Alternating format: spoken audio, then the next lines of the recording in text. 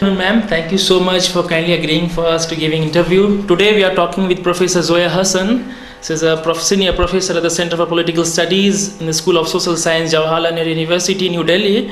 She is was a former member of National Commission for Minorities, New Delhi, and she is very important and very eminent academics in our country, not only in our country, throughout the globe. Her recent work on Indian political parties, her work on identity politics, work on minorities, work on political parties in general, and on electoral politics, ethnicity and gender. Ma'am, in this context, as we can see, since most of the opinion polls are saying that in 2014, Narendra Modi led by NDA government is going to form a government. I mean, like, how far you see this thing? Is it the real possibilities or simply media hype? I think there is a possibility, but the media has certainly exaggerated it. I think we need to wait and watch over the next 2 months. I mean, the media and opinion polls are, of course, giving the BJP-led NDA roughly 220 seats, but they'll still be almost 30, 40 short. And getting support of regional parties, if they reach this figure, will be difficult. So I would say that while of the three formations, which is to say the Congress-led UPA, the BJP-led NDA and the Third Front, the chances of a BJP-led NDA forming a government with Modi as Prime Minister is certainly likely, but far from certain. Ma'am, we can see even the most of the secular political parties, even the present Chief Minister Nitish Kumar, and then BJD chief, and they all are far distinct from the Modi. Then Chandrababu Naidu and Mamata Banerjee is also trying to frame a federal front. But is it possible for really? Is it possible for a Modi to come and when you don't have regional allies? Because other than Madhya Pradesh and Rajasthan and then Chhattisgarh, you don't have any from. Because in case of West Bengal and UP is going to be very deciding factor. And the case of communal violence in Muzaffarnagar, how do you think whether the BJP will really hold a ground in Uttar Pradesh and other parts of the country? There are two issues. Certainly Narendra Modi is a divisive, polarizing figure, and notwithstanding his focus on development, he stands for a certain brand of Hindutva politics, which makes it difficult for regional parties, especially those which are dependent on the support of minorities, such as the Trinamool Congress in Bengal, to forge an alliance with Narendra Modi. But post-poll, if the BJP NDA comes up to 220, then they're really only 35, 40. Then they're still 40, 50 short.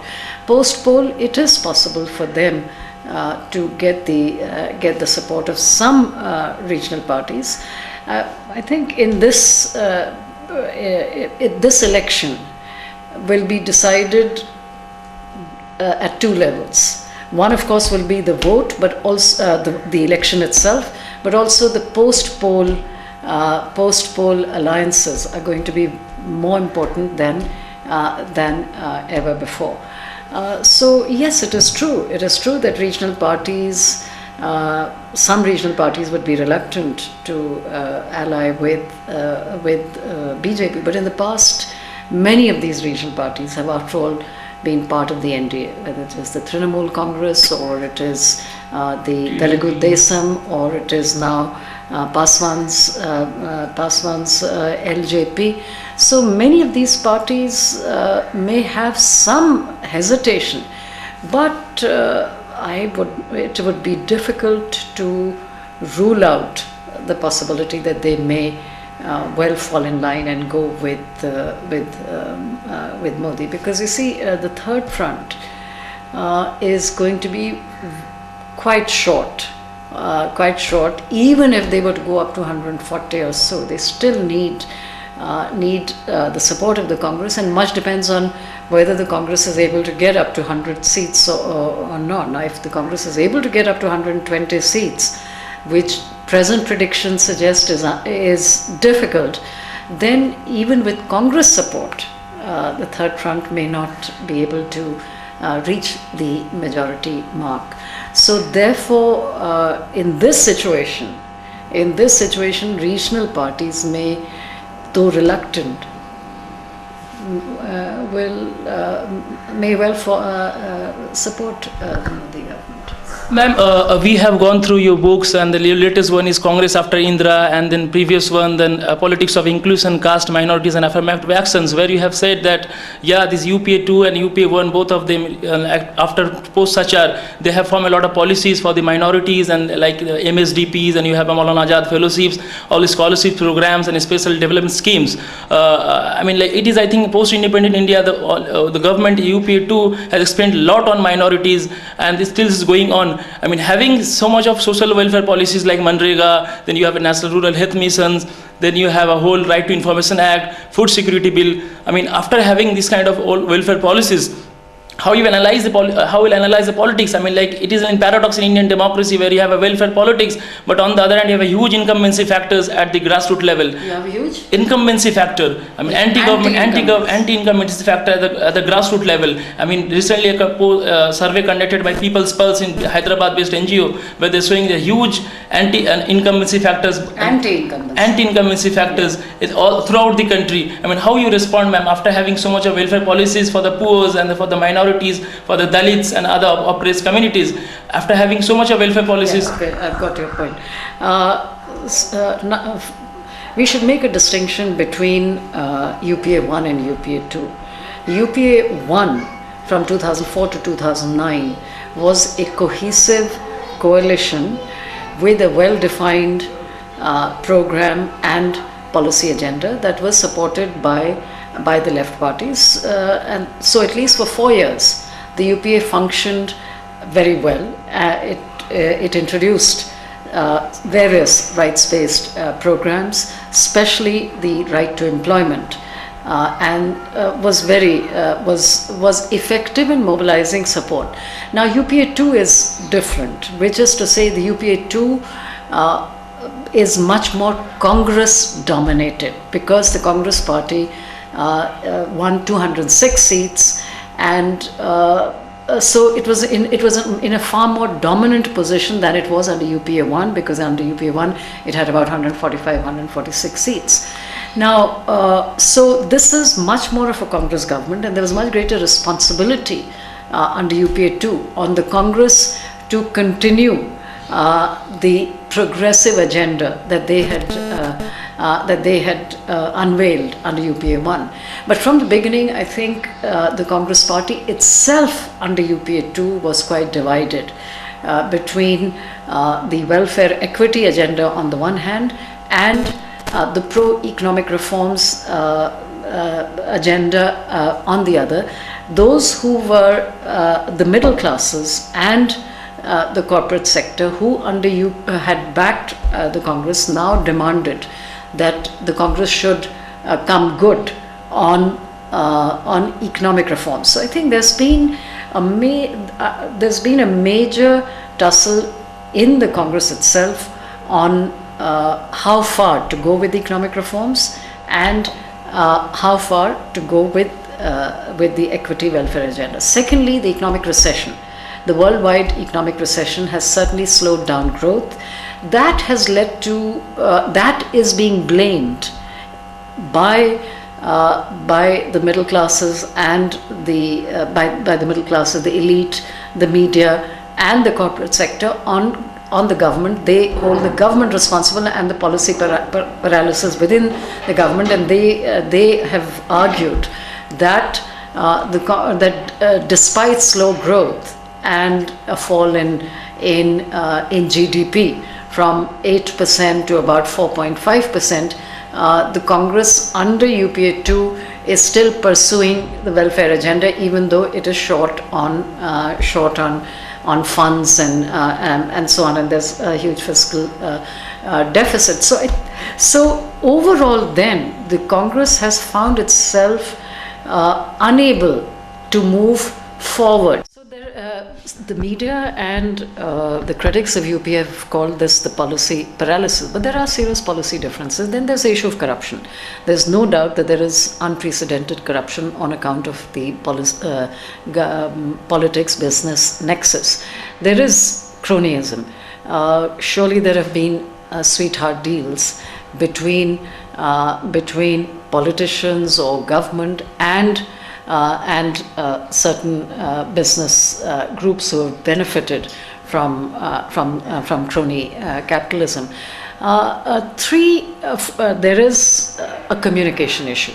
The government has done, even UPA 2 has done quite a lot, but it has not been able to communicate its achievements. This has been admitted by the top leaders of the Congress party.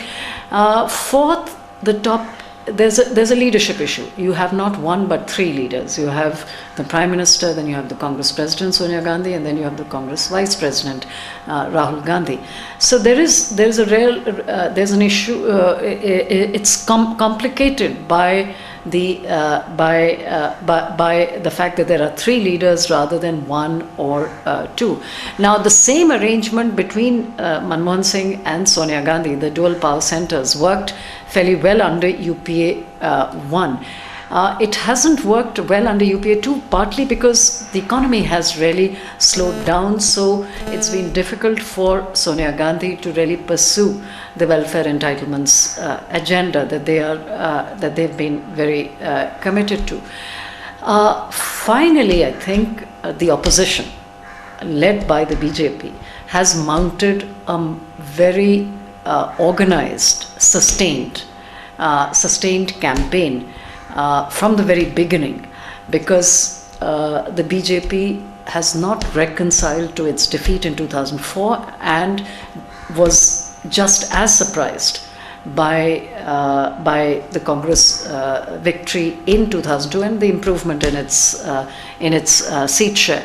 So BJP from the very beginning has really paralyzed Parliament, and they've disrupted Parliament. And the Congress party has also and their floor managers in Parliament have not handled it very, very well. But there is no doubt that there's a very sustained and deliberate attempt by the BJP to start with to really not allow Parliament to function, which is what has given rise to this impression of policy paralysis. So there are all these factors, and then the media has, of course, also turned against the Congress, especially because of the corruption under their regime. Ma'am, do you think like the social sector budget has increased a lot, be it a Manrega or National Rural Health Missions or other schemes and policies? But do you think is it a threat if at all Modi comes to power in 2014, India government? Do you think any threat to these social welfare schemes? Well, it's a very important question. At this point, it is difficult to say, except that Narendra Modi is backed by the corporate sector. He is certainly backed by the Reliance Group, particularly by Mukesh Ambani and several other corporate sector people.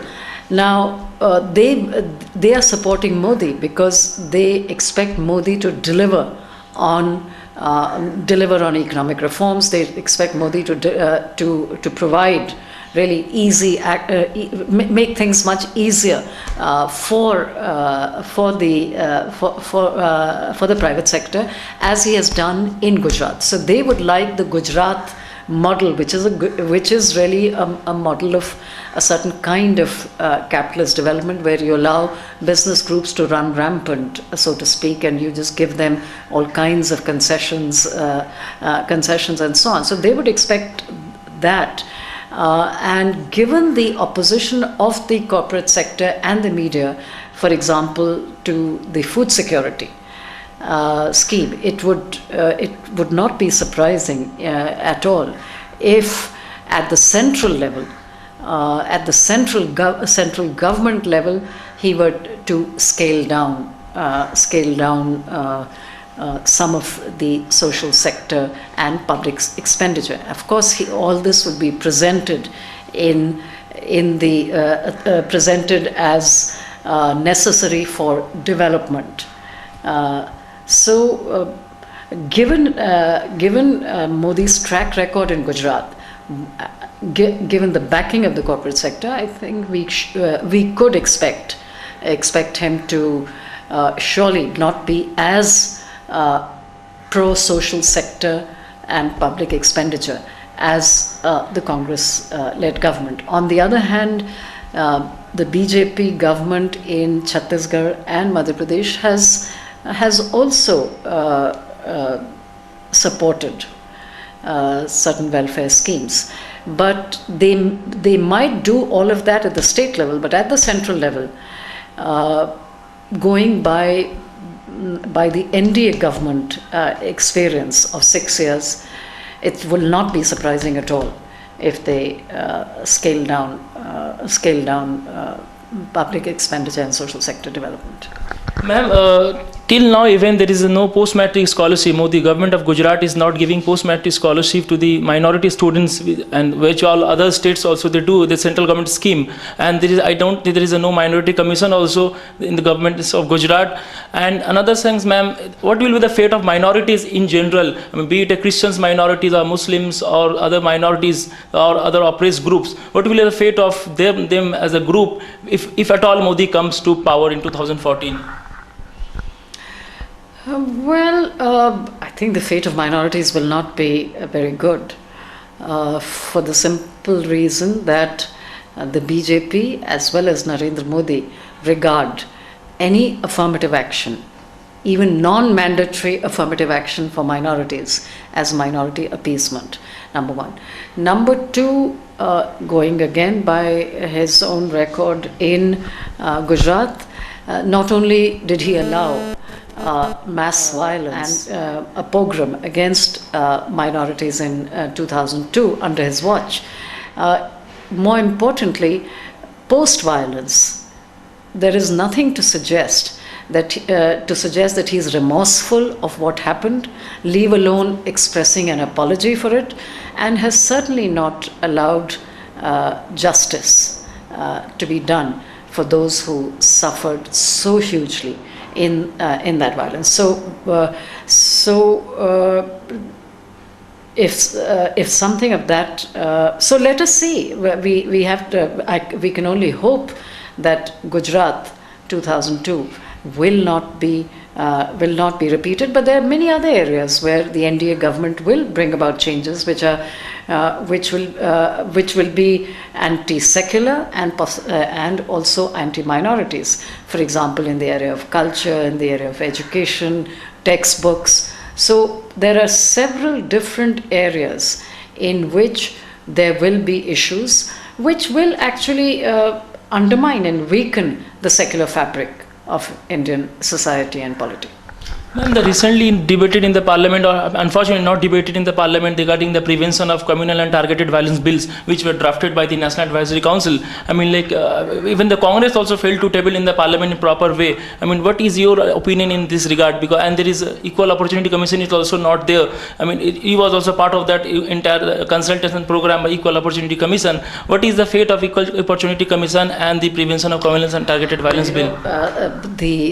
One of the problems with the Congress in UPA 2 is that it has got some good ideas and proposals, but it has failed to push ahead with them. And for example, even the food security or Lokpal, all of that was pushed to the end of the term, to the end of these 5-year terms, so that you can't really expect that people will respond positively, because they would not have got any benefits from it.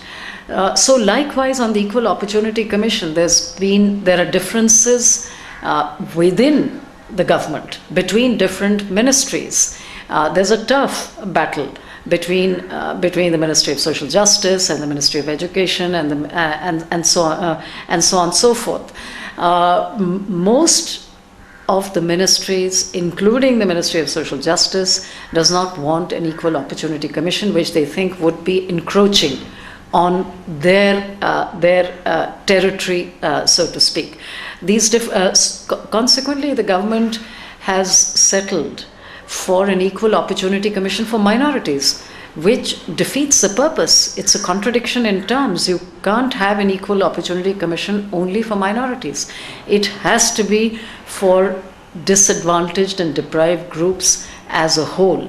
Secondly, Equal Opportunity Commission for minorities when there is already a National Commission for Minorities. So then there will be conflicts between these two institutions. So in any case, it's very clear that the government is not serious.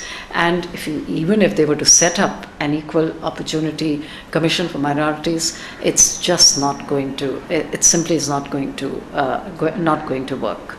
Ma'am, last question, ma'am.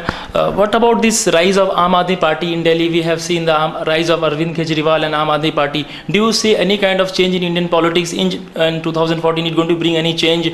People aspiration, young minds, or the youth in modern India, Indian cities. How do you analyze this rise of Aam Aadmi Party in this 2040 context? The Aam Aadmi Party is a very interesting and important development, especially as they did surprisingly well in Delhi, which is the capital. They were able to form a government on a platform against the established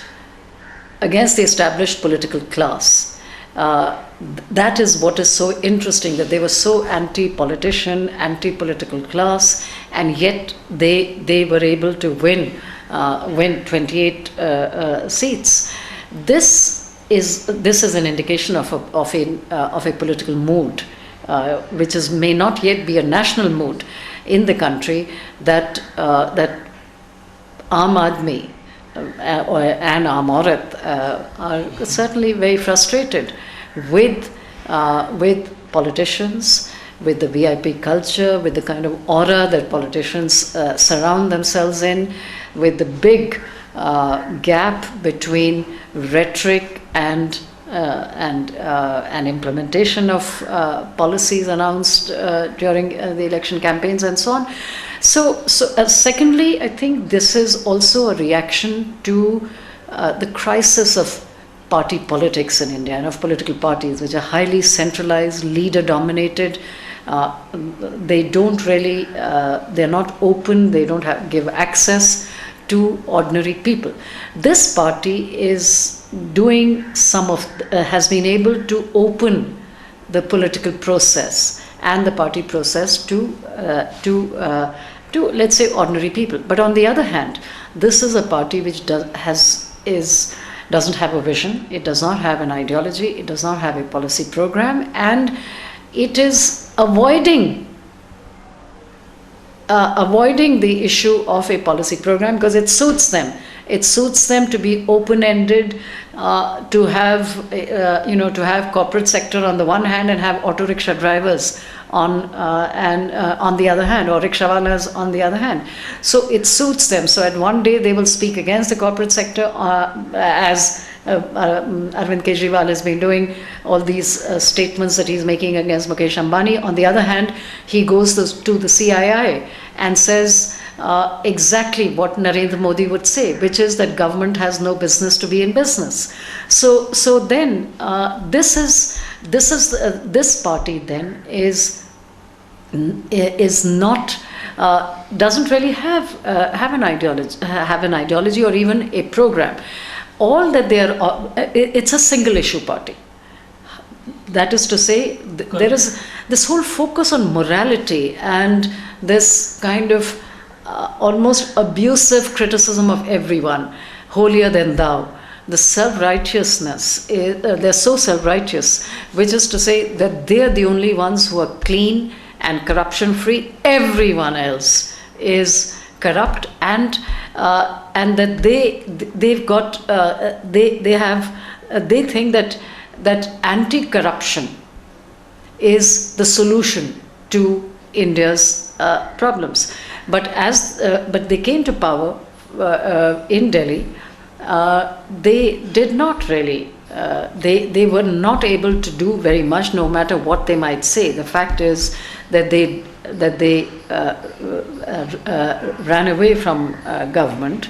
Arvind Kejriwal resigned, not because there was opposition to the Jan Lokpal, but because they do not want to be bound by rules and regulations. They want to really break those rules. So at one level it is refreshing, but on the other hand there are very serious problems with the undercurrent of majoritarianism in the name of the people. The vigilantism which comes from this kind of majoritarianism is a problem.